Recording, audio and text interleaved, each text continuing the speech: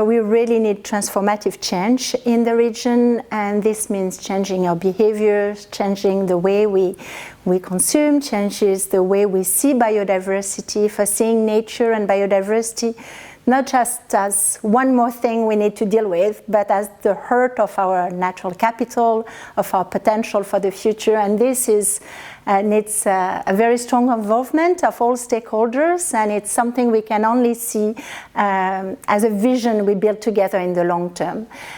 To start along those lines, we need to start somewhere. So we are now dealing with two different, I think, actions that we need to implement. One of them is to look into the longer future. And we are coordinating an exercise which is going at 2050,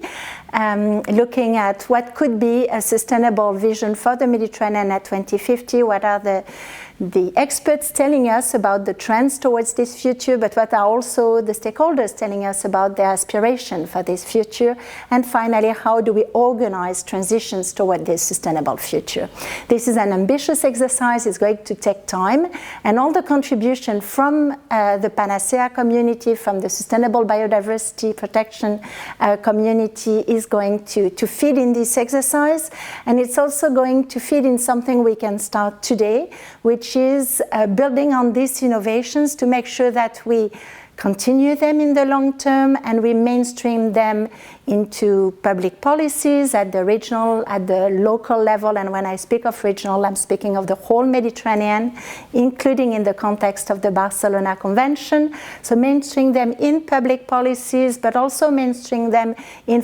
funding programs from donors, from the private sector, mainstream them in also the voluntary agreement that we can conclude with the private sector, and in training programs for all type of stakeholders that are involved in dealing with the natural environment or impacting them through the pressure they create.